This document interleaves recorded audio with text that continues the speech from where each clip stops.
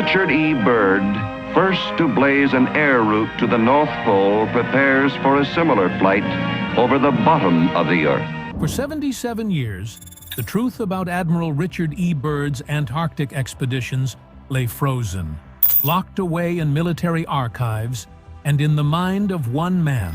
Now, before his death, the last survivor has spoken. Admiral Byrd tells an extraordinary story. Most valuable, important place left in the world for science. What he revealed is more than history. It's a secret that could rewrite everything we know about Earth. Why was Operation High Jump armed like an invasion? What vanished team was never recorded in official logs? And what did Admiral Byrd himself admit to seeing beneath the ice? We'll uncover what Robert Johnson took nearly 8 decades to say, and why governments wanted it buried. The making of a legend. Admiral Richard Evelyn Byrd, Jr. was not just another name in the annals of exploration. He was a man whose very life seemed pulled from the pages of an epic adventure novel. Born in 1888 into a prominent Virginia family, Byrd was destined for a life of distinction. From the moment he joined the U.S. Navy, his career was marked by daring feats and a relentless drive to be the first at everything. His peers respected him, his superiors trusted him, and the public adored him. With piercing blue eyes and a charisma that made headlines, Byrd was more than an officer. He was a living symbol of American ambition. Byrd's reputation was cemented early on with a series of bold aerial achievements. In 1926, he claimed to be the first person to fly over the North Pole, an accomplishment that made him a household name and earned him the Congressional Medal of Honor. He followed that with record-breaking flights across the Atlantic and to the South Pole, becoming the first to navigate the planet's most inhospitable frontiers from the sky. New York City gave him not one, but 3 ticker-tape parades in his honor, an honor few could dream of, let alone achieve. That craving for exploration was more than glory quests. Every one of those voyages would become, for Byrd, a challenge involving human limits, and another opportunity to go where no man has gone before. While others regarded the frozen poles as deserted wastelands, Byrd viewed them as blank pages awaiting the ink and brush of history to fill them in. This desire to chart the uncharted would bring him back to Antarctica over and over again, to ever bolder and more secret missions. Byrd's first expedition to Antarctica, in 1928, was one of stupendous success. The team set up the little American base along the Ross Ice Shelf, had done extensive aerial mapping, and with some flavor touched upon the huge, untouched potential of the continent. His next major expedition to Antarctica was in 1933, which literally went a step bolder when he decided to spend 5 months alone in a remote meteorological station, cut off from the harshest conditions on Earth. Temperatures far below zero, and almost lost his own life due to carbon monoxide poisoning. This brush with death hasn't slowed him. Rather, it sharpened his resolve. But underneath all that brave explorer kind of bravado, one individual was aware that some discoveries were far too great or far too dangerous to be made known to the world. Whispers had begun presenting themselves in naval circles by the later part of the 30s that Byrd's Antarctic trips were not merely for the purpose of mapping ice and studying weather. There seemed to be strange formations of navigation anomalies and geological wonders that simply could not have any sane explanation. None of these made it into official press releases, but they were intriguing enough to draw in the U.S. government. It was in 1939, just before another Antarctic undertaking, that Lieutenant Byrd met 19-year-old Robert Johnson. Johnson, a Sea Scout from San Diego, thought that he was offering his services for what would be a simple scientific expedition. The meeting was being held at a naval facility in Norfolk, Virginia. Johnson had expected questions about his sailing experience or technical knowledge. Byrd took one look at him and started asking strange questions. Could he keep a secret? Was he absolutely loyal to the United States? In that dimly lit room, Johnson sensed that something more was going on than just the usual trip to Antarctica. Byrd needed no noisy adventurers. He needed quiet, reliable men who would follow orders and never talk of what they saw. Johnson's calmness and self-possession distinguished him as different from other volunteers, most of whom boasted about their past glories. Without a show, Byrd picked him out of the group. What Johnson did not know was that he had crossed onto the path that would tie him to one of the most mysterious expeditions of all time. He would witness events he would never be able to divulge for nearly 80 years. At that time, he was just a young man honored to work alongside a living history, but soon would find that glory and discovery were only part of the tale in Antarctica. Johnson didn't yet know it, but his loyalty would make him a witness to events no history book would dare print. The frozen chessboard. To most people in the 1940s, Antarctica was little more than a blank spot at the bottom of the map, an endless sheet of white, home only to penguins, seals, and howling winds. But to world powers teetering on the edge of the Cold War, it was something else entirely. A colossal chessboard where the stakes weren't just land, but global dominance. Beneath that ice, scientists suspected, were vast mineral deposits, coal, oil, even uranium, that could power nations for centuries. Whoever controlled Antarctica wouldn't just hold bragging rights, they could hold the keys to the future. By the time Robert Johnson set foot there with Admiral Byrd, Antarctica had become a silent prize in an undeclared race. It was larger than the United States and Mexico combined, with no government, no borders, and no legal claims recognized by the world. The great powers knew this could change overnight. All it would take was a permanent base, a flag in the snow, and a few months of occupation to tilt the balance of power. The public image of Antarctic exploration was clean, almost romantic. Brave men braving the cold for the sake of science. Newspapers printed photos of grinning sailors beside penguins or pilots posing in front of their ski-equipped planes. But behind that, propaganda was a very different reality. Nations weren't just measuring wind speeds, they were mapping potential runways, scouting supply routes, and quietly marking areas rich in resources. Johnson would later remember how, even in those early days, the Antarctic landscape was stubborn beyond bounds. Compasses spun in lazy circles failing to point north. Radio signals sometimes vanished into static before coming back as though nothing had happened. The ice itself was eerie.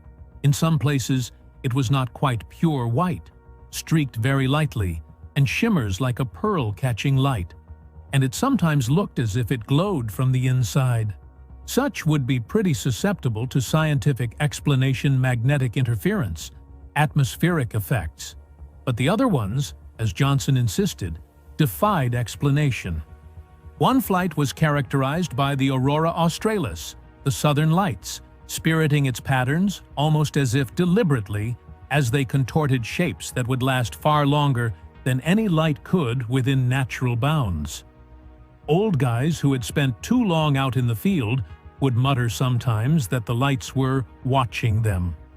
That was the kind of talk that officers discouraged, yet never quite managed to stamp out. Byrd himself would rarely comment on such peculiarities, at least not in public, but Johnson noted how sharply the Admiral paid attention whenever such oddities were reported. More than once, Byrd discreetly altered a flight plan or directed a ground crew to survey the area for unusual readings. These diversions were never explained, and the official logs would sometimes differ from what the men recalled doing. The terrain added to their sense of discomfort. Standing out as jagged teeth from the flat ice, Antarctica's mountains found their birth from naked rock, almost black, threatening to cut into the white skyline. Some slopes were utterly devoid of snow, revealing dark stone even at temperatures well below freezing. There were murmurings, according to Johnson, that the exposed areas were, in fact, not entirely natural and had been formed by something from beneath the ice pushing upward. One day, Johnson was on a supply trip. Somewhere he saw something that would stay with him for decades. A huge crack in the ice, too deep to even see the bottom. Warm air, gushing out, curled in pale mist into a bitter cold. He stood at the edge, feeling the faintest vibration, almost like the hum of distant machinery. Nothing in his training had prepared him for that. But little did he know that these bizarre readings and strange geological peculiarities and unexplained phenomena were all quietly recorded, classified, and sent back to Washington. For the men who were there, it was disconcerting. For the strategists sitting far out of reach, it was a riddle and maybe an opportunity.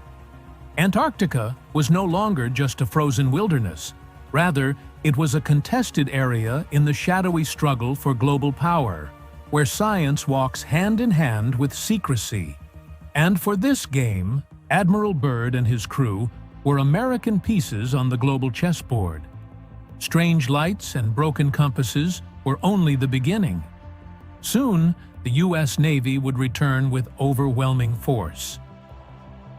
Operation High Jump. In the winter of 1946, the United States launched what would become the largest Antarctic expedition in history. Officially, it was called Operation High Jump, a training exercise designed to test men and machines in extreme cold, map uncharted coastline, and practice resupply operations in hostile environments. That was the version given to the press. But for those who saw the operation up close, the scale alone suggested something far beyond scientific research. High Jump's numbers were staggering.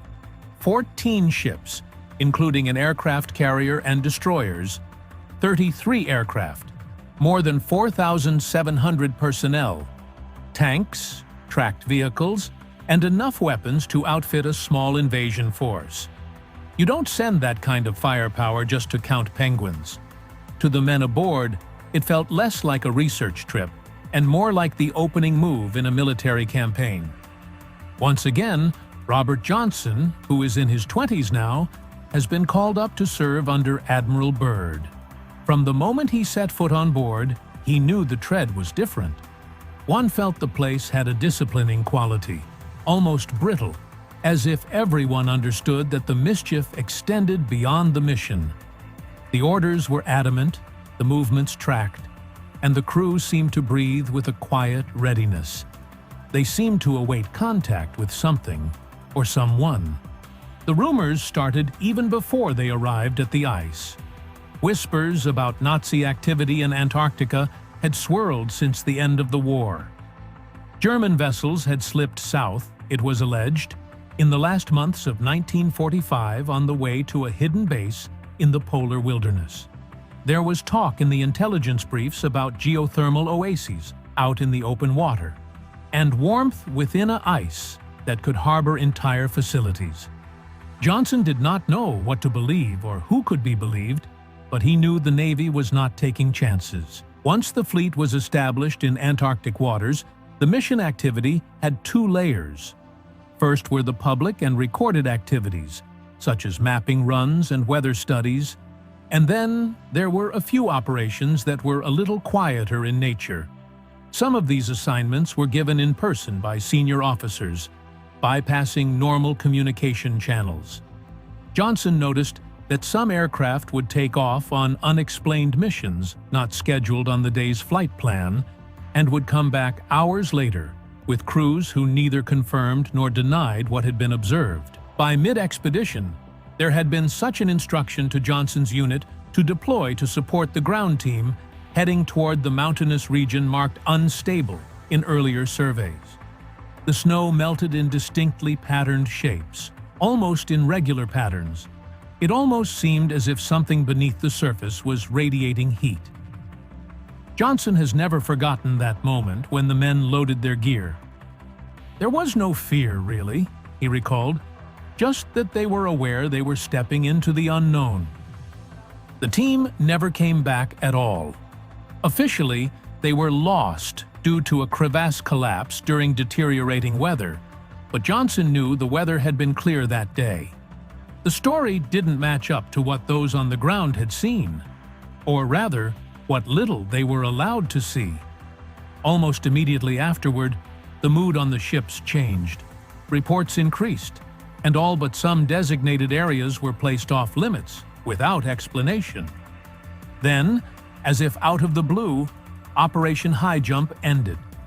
What was to be a 6 to 8 month mission continued not much over 8 weeks. Extreme weather and exhaustion of resources were the public explanation. But February is the height of summer in Antarctica, precisely the kind of conditions under which the exercise was to have operated. Before the last withdrawal, Johnson had caught bits and pieces of conversations where officers spoke in hushed tones, words like engagement, contact, and hostile. Byrd appeared a changed man. He was quieter, heavier, as though weighed down. Johnson later recalled one night in particular. The Admiral had blocked his passage in a dimly lit corridor and imparted quietly, "We saw something. Out there we weren't supposed to." That loss was only one mystery.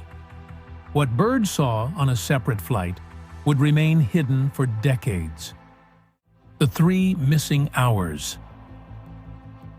There's a strange gap in the record of Operation High Jump, a gap that has haunted historians, conspiracy theorists, and even a few surviving veterans for decades. It wasn't a missing day, or even half a day. It was exactly 3 hours. 3 hours in which the most decorated polar explorer in history, Admiral Richard E. Byrd, vanished from radio contact during a routine flight. The official explanation was, well, there wasn't much of one. The logs for that day list his takeoff and his return, but the middle is an empty stretch of silence. For 3 hours, there was no word from Byrd, no location updates, no telemetry. It was as if the aircraft had been swallowed whole by the white wilderness. For years, that blank space was just a curiosity. Then a document began circulating, what some claim was Byrd's own private diary. In it, the Admiral describes flying over a lush green valley, its slopes covered in forest, with rivers winding through the land. In Antarctica? In the middle of summer? Yes, but still a place where no trees should exist, no running water, no signs of warmth. It's an entry from his diary. All his instruments screeched. Compass needles twirled. Gyroscopes just went dead. The sun was no longer visible. And then he happened on movement underneath. Enormous creatures of shaggy fur and deeply curving tusks, as if from the Ice Age. Mammoths. His altitude was dropped to 1,000 feet in order to see better. But what followed was more unusual. Before him lay a city, an impossible city, glowing with what appeared to be crystalline structures and rainbow light.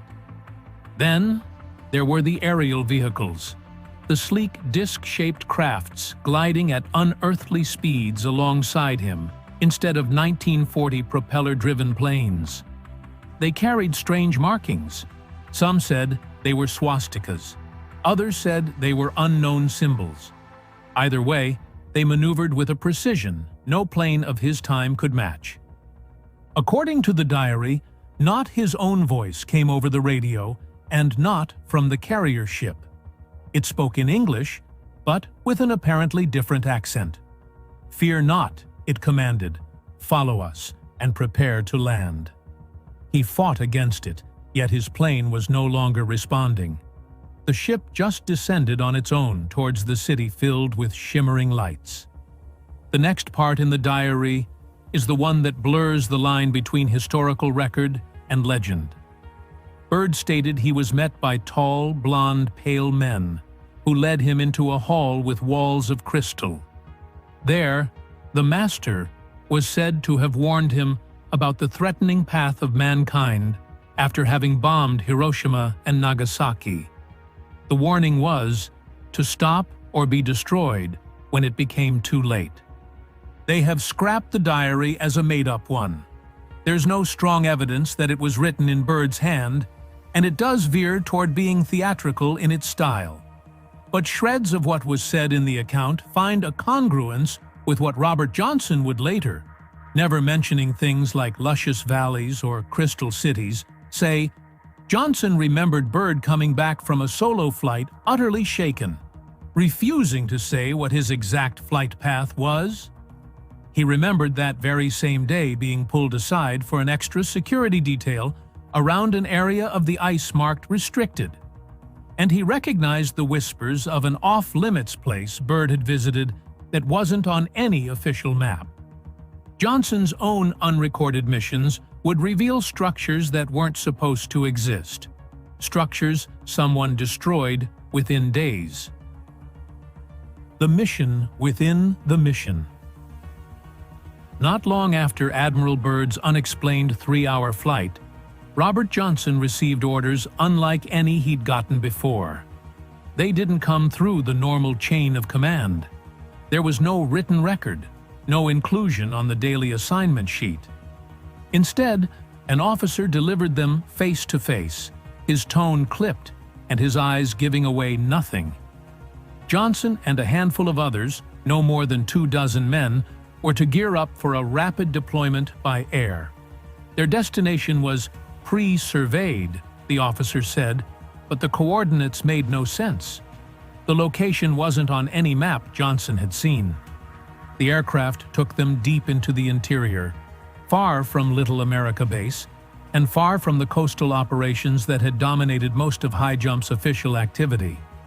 From above, the landscape was the same unbroken expanse of white they'd seen for weeks, until it wasn't. As they approached the drop point, Johnson noticed something unusual. A massive ridge of ice that didn't glisten under the sun like normal snow. Its surface looked dull, almost metallic in its sheen. When they all touched down somewhere, then on, they truly felt how different everything was on this continent. Here, it was noticeably warmer than not quite balmy temperatures, but enough to keep their breaths from freezing up immediately in front of their mouths. Most eerie, however, was the low vibration in the air. So faint it teetered on the edge of being imperceptible, but steady enough for the men to exchange glances.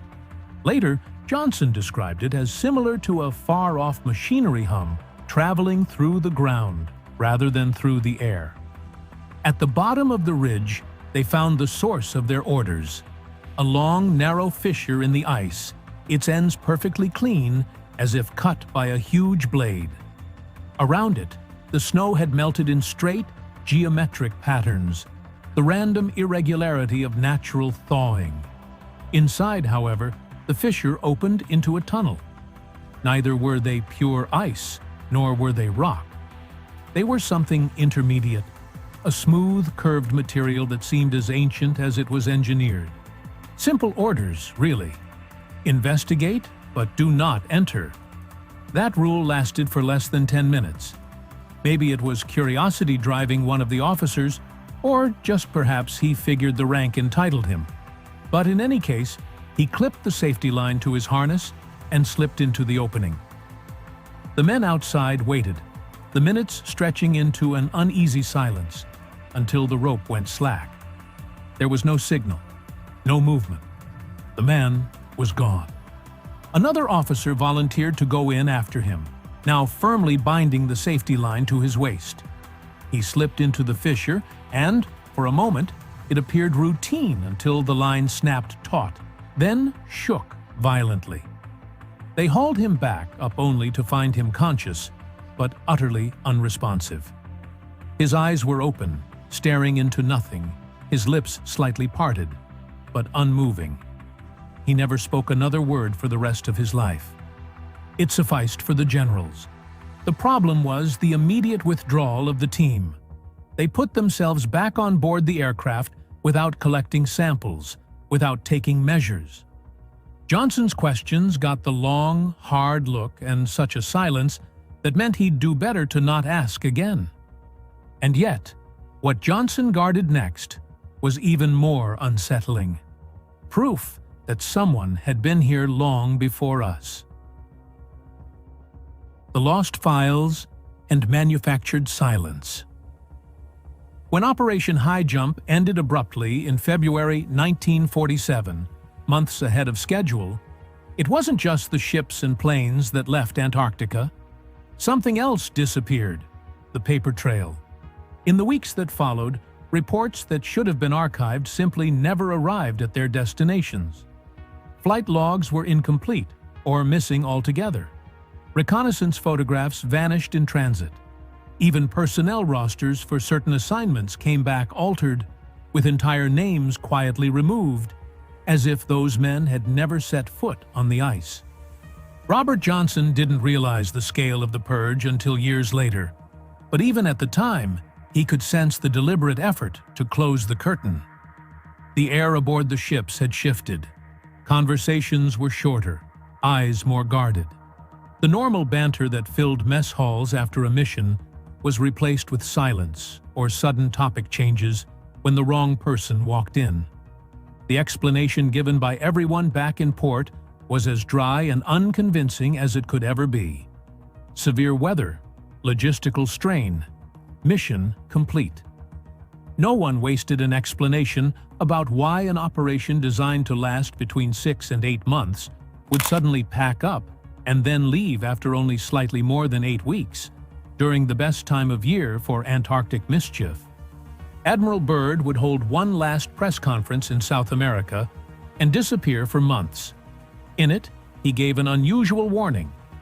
The United States could see a new enemy that can fly from pole to pole at incredible speeds. The day that remark was made was one day of headlines and was then quietly buried. Johnson would note later that it was the last time Byrd ever uttered anything like provocative in public. Thereafter, all he talked about was safe subjects like weather and base construction. Pulling the curtain back, cleanup operations turned out to be disappointing. Johnson remembered seeing photographs taken during clear aerial runs images of massive geometric shapes etched into the ice like the tops of buried structures. Some even showed what looked like doors set into sheer ice walls. Those photos were labeled classified and locked away. Within months, they were simply gone. It was not just pictures. Written records about anomalous terrain were either destroyed or kept classified for an indefinite period. Complete incident reports included missing teams in craggy areas from the Navy records. Johnson even knew of one officer who tried to keep personal copies of certain documents. The guy was fired silently and escorted out without even being allowed to pack his bags. In 1959, with High Jump a little over a decade in the past, the Antarctic Treaty was signed.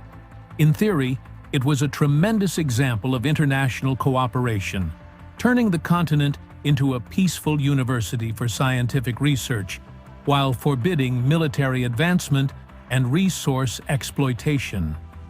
To Johnson, it was something else, a lock on the last door to the truth. They didn't sign that to protect the penguins, he would remark. They signed it to make sure nobody else went looking where we'd been. In Johnson's view, the strangest thing about it was how well the treaty had stood. In a world where countries squabbled over every inch of territory, here they all somehow agreed not to touch Antarctica. Decades passed without any serious violations, he said, and to him, that sort of unity was unnatural, given how resource-rich and strategically valuable that place was. Johnson would hold his silence for 78 years, until old age convinced him the truth mattered more than orders. The last man speaks. By the time Robert Johnson reached his 99th birthday, he was more than just a veteran. He was the last surviving link to Admiral Byrd's most controversial expedition. Everyone else who had been there was gone. The stories, the warnings, the unexplained incidents, they lived only in his memory. For decades, he'd obeyed the unwritten rule: don't talk. But now, with no one left to silence and no career left to protect, he decided it was time. He agreed to a single recorded interview, conducted quietly in his Virginia home by a small historical research group. There were no reporters, no bright lights, no sensational framing, just a camera, a microphone, and a man who had carried a secret for 78 years. His voice was weathered but steady, his eyes clear. "I am not here to prove anything at all," he began. "I am here to leave the truth behind." That was pretty much all there was to Johnson's testimony, the wild, alien-filled spectacle that conspiracy sites were hoping for. On the contrary, it was grounded, detailed, and possibly because of all of that, more unsettling. He spoke about what a mission within a mission would sound like, about the humming ridge, the fissure leading into engineered tunnels, and two men lost, one forever, the other into a living silence. Then he painted a picture of how, days later, under the guise of a test, the whole site was wiped off the surface. Bombed out, really. Then he mentioned another mission, one that troubled him even more. As part of a small security detail late in the operation, he had been ordered to guard what he was told was a former weather station embedded in the ice. But it was not what he expected, the crushed metal shacks he had imagined. Instead, what he found was a stairway, perfectly carved, descending into the glacier itself. The steps were smooth, uniform, and constructed of concrete. "I know concrete when I see it," he said flat out. And this definitely wasn't built by any Antarctic research team. They have stayed on watch for 2 nights. On the morning of the 3rd day, there arrived an officer who took photographs and attempted to descend. He did not get very far, though. The next day, he was gone, discharged, flown home immediately, and never heard from again. Those photographs never turned up in any archive. The other memory is from the night Admiral Byrd came into the communications tent, his face pale, his hands trembling. He refused to log the flight path he had just completed. "You were there," Byrd told Johnson quietly. "You know what we saw. Never forget it." And then the Admiral walked out, leaving those words hanging in the cold air. When asked if he believed that what they had found was extraterrestrial, Johnson hesitated before mumbling, "I don't know," as if hoping that somehow made it less real. "It could have been something ancient. Maybe we didn't build it. Maybe we just found it. But it wasn't natural, and it wasn't ours." Before his death, Robert Johnson left the world with one warning: what we don't know about Antarctica is far greater than what we do. Do you think the truth has finally been told, or is there more buried beneath the ice? Like, share, and subscribe for more deep investigations. And watch the video on your screen for another story governments wish you'd never hear. When history spoke again. The shockwaves of the 2025 discovery.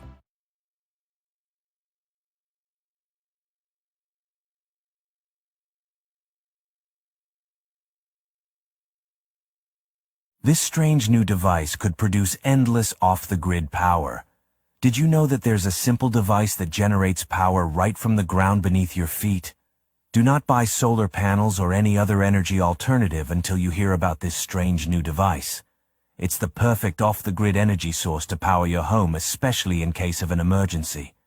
So, if you don't want to keep using the unreliable power grid, or you're just tired of relying on big energy, listen up. There is a new at-home device that can give you complete energy independence. It's powered naturally using clean energy and allows you to create your own personal power source. The best part is, You won't have to shell out 5 figures for a fancy rooftop solar array or gas up a loud generator. This device provides the most reliable off-the-grid energy source that you can use, especially in cases of emergency.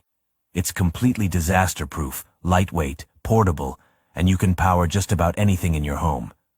Click the screen now to see a free short presentation where we'll tell you exactly what this device is and how it works. This breakthrough discovery is taking the energy world by storm, so I'm not sure how long this video will be up. The greedy energy monopolies will stop at nothing to keep this natural energy source a secret to protect their insane profits. This DIY energy device could power your home, your cottage, trailer, or even be used while you're camping. Stop relying on the shaky government-run power grid and stop making the energy monopolies even richer. Click the screen now to see this device in action and how you can start using it today to generate clean, free electricity. Watch the video now before it's too late. Who controls the world? Let's look at it from a much bigger picture. Money is fundamental to what we call freedom in the system that's been created. Because what is freedom? Freedom is choice. The more choices you have, the freer you are. And the fewer choices you have, the less free you are. And in the system that's been created as a control system, money, it's dictating who has choice and who doesn't. So if you say to people, what would you like to do with your life? Really like to do. And they'll tell you, and you'll say, well, why aren't you doing it then? And they'll say, I haven't got the money. So money is control of money, who has it and who doesn't, and that's getting insane now, is dictating choice, which is dictating freedom. So who controls the money system? Well, back in the early 90s, I started putting this together. And it's what I call today, and have done for a long time, the global cult. And that is a network of secret societies. If you can visualize the earth and a spider's web around it, with a spider at the center, and each of the strands is either a secret society, a semi-secret group, which we know exists. Well, do any research, you know it exists, but you don't know what it does in detail. Or further out from the spider in the world of the scene and everyday life, the strands become governments, government agencies, banking systems, and so on. But if you go deep enough, all these organizations are ultimately controlled by the same force, either directly through the people involved or by the circumstances created in the world, which the response is the response that this cult wants you to have. So, for instance, if you take 9/11, if you want to invade countries in the Middle East, then create 9/11, blame it on hijackers from the countries in the Middle East, and in this first case, Afghanistan, and there you've got your opportunity to invade the countries you want to invade. And you've got a military which does what its superiors tell it, and the superiors do what their political masters tell it. Political masters do what the inner core of this cult tells them. And so the military just go out because they're told to, and they fight your wars for you. But in the end, it comes back to this inner core of this cult that's driving the direction of human society. And one of its most effective vehicles is the financial system. So if you look at this this global web of secret societies and so on, the spider is the inner core from which it's all coming. This is where the plan for global dystopia is coming from. And out from that spider comes the step-by-step plan for global dystopia. First of all, it comes out through the secret societies, which themselves are fiercely compartmentalized. So most people in the secret society doesn't know what the secret society is really doing. And then you come out through the secret societies and you hit this point in the web that I call the cusp, where you have your organizations like the World Economic Forum, the Bilderberg Group, the Council on Foreign Relations, the Trilateral Commission, the UN to a large extent, the Club of Rome that was created in 1968 to use the environment and environmental concerns as an excuse to create centralization of power. The job of the cusp organizations, which include the think tanks and non-governmental organizations, is to take the plan from the spider through the secret societies and to play it out into mainstream society. And at that point, you are into the organizations that we see and we know about. Governments, government agencies, banking systems, corporations, World Health Organization, Silicon Valley, World Trade Organization, and so on.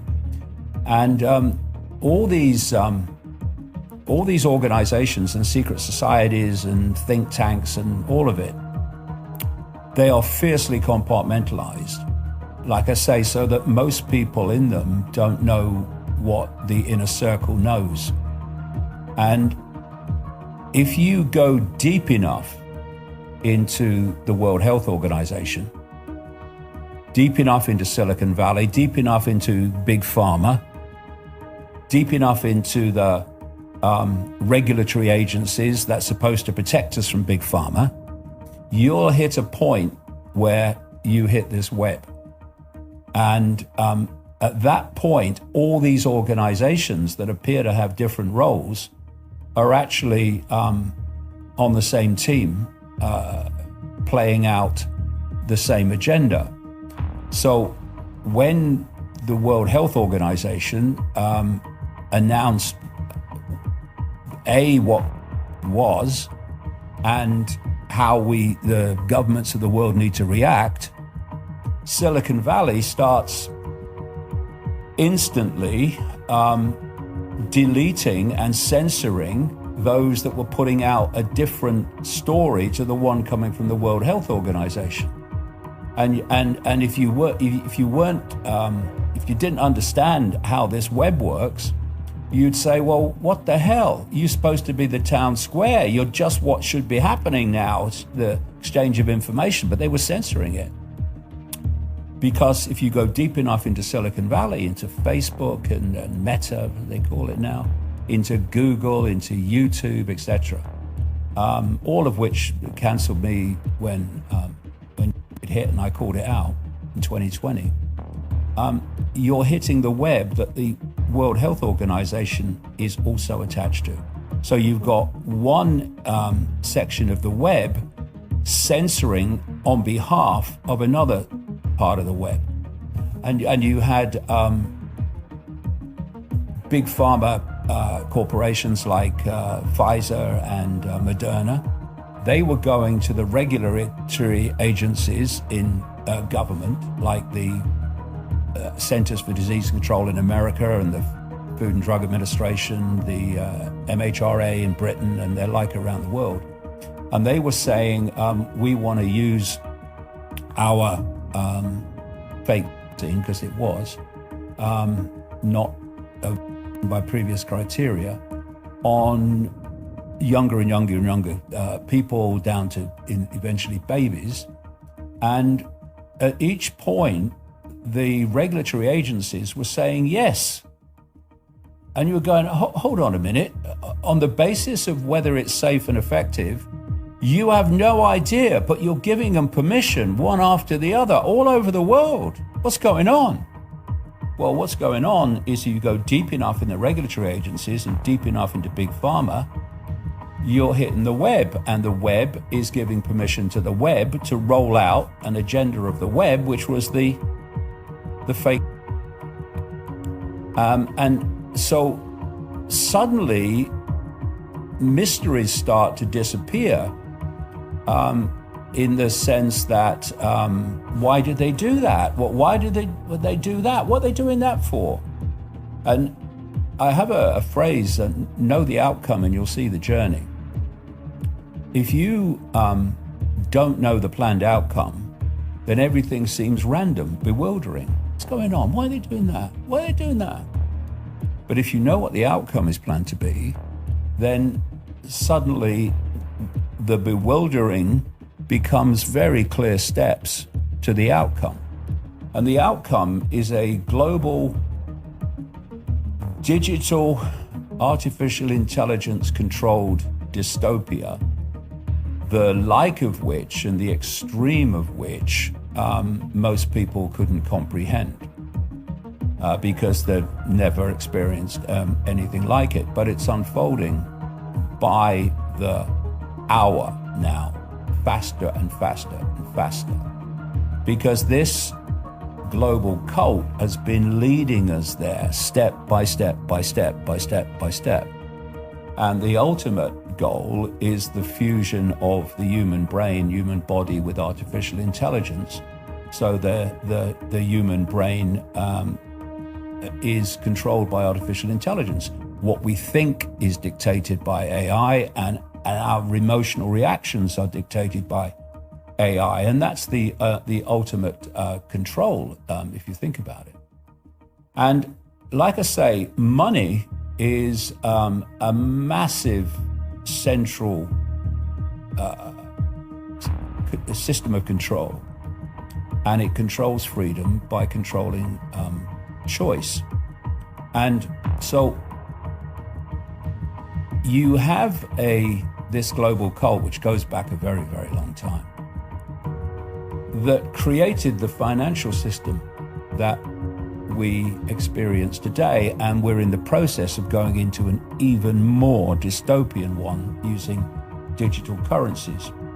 But up to this point, they've created this system in which you lend people money that doesn't exist, called credit, and you charge them interest on it.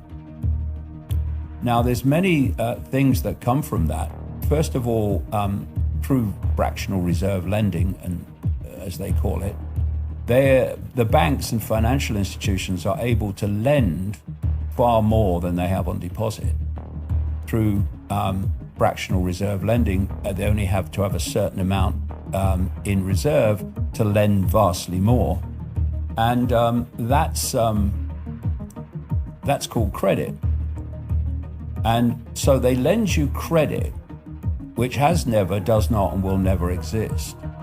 And if you don't pay it back, plus interest, then they get from wealth that they've conjured out of nowhere, they get in return, if you can't pay it back, wealth that does exist.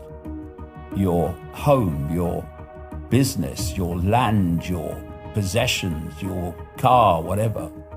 And this exchange of non-existent fresh air credit for the wealth of the world is how we've got to the point now where a handful of billionaires basically control a vast segment of human wealth. I mean, some years ago now, a handful of billionaires owned more wealth than half the world's poorest population, the poorest half of the world's population. What the hell must it be now? And so what you're doing is you are absorbing and accumulating choice. And as you accumulate it and absorb it, you're taking it from the population. And so they become slaves to you because they're trying to get by and put food on the table when the money's simply not in circulation for vast tracts of them to do so. But there's another aspect to this, which is how it comes about. When you go to a bank and you borrow, say, £100,000, they type into your account £100,000, which has never, does not, and will never exist, called credit. But you're not paying back £100,000. You're paying back £100,000 plus interest. The interest isn't created, which means this: at no point is there enough money, credit, in circulation to pay back all the debt and all the interest on the debt. There's simply not enough money in circulation to do that. And so when you've got a boom and an expansion of the economy, that can be hidden a bit, not for everybody. But when you have any form of contraction of the economy, it becomes painfully obvious there's not enough money to pay back all the debt and all the interest on the debt, which means that encoded in the system by design is people losing their homes, their businesses, their land, their resources, their livelihoods. And this system has been running, for centuries now. The Rothschilds were massively influential in creating it. And now we're on the way to creating digital money and digital currencies, which will take this system of control through money onto a whole new level that we've never seen before. People allow themselves to be programmed in the way they see the world, and the education system is massively part of this, and the media system. So they unquestioningly basically follow what the system wants them to do. And those that, the great number of people that don't want to follow it are frightened of not following it because they're frightened of the consequences of what will happen if they don't do as they're bloody told. There's a wonderful example of that, which is happening now, or just happened, whereby the government in Britain has prescribed as a terrorist group an organization called Palestine Action, which has not killed anybody. And so because it's prescribed, anyone that says they support it is arrested. So lots of people congregate in London with banners saying we support Palestine Action. Hundreds and hundreds of them are arrested by these pawns of the system called police. And the point is that I'm looking at the reaction on the internet of people of the right who overwhelmingly support Israel and what's happening in Palestine. And they're cheering on the arrests of these people who are protesting genocide in Gaza. A little while back, when the Labour government of Starmer first came in, we had an horrific incident in Southport, in the northwest of England, where some children were killed in a dance school. And people were posting in their anger and fury things on the internet relating to migrants and stuff. And the sentences they were given were outrageous, ludicrous for posting an opinion on the internet. The right at that time was rightly furious at the sentences. They said this is fascism. Well, who do you think, people of the right, was the force that were arresting the people in London protesting against the Gaza genocide? Who do you think the force was that was doing that you were cheering? Oh, I don't know. It was the same force that you were condemning for jailing people for ludicrous sentences as a result of internet posts. It was the most blatant example of divide and rule. And we need to therefore appreciate that this global cult has you on the right and you on the left in its gun sights, but it's playing you off against each other through divide and rule, so that you're so busy fighting each other that you can't see that the strings attached to the people you're condemning are the same hands, held by the same hands that are holding the strings attached to you. And it's this awareness of the fact that we are all, whatever our belief system, whatever our religion, whatever our income bracket, we're all in the gun sights of this same force, which is pushing us towards a global dystopia on a scale that is unimaginable through artificial intelligence and the fusion of the human brain with artificial intelligence. And if that realization doesn't happen, it's over. And you know, this is why I'm so vehement in what I'm saying, is because I have grandkids and I have kids and I have a great grandchild now. And I know the bloody world that they're going to live in unless people get their asses in gear, stop fighting among themselves and start realizing we should all focus on a common threat. And of course, belief systems that are not to be questioned are the creations of this cult.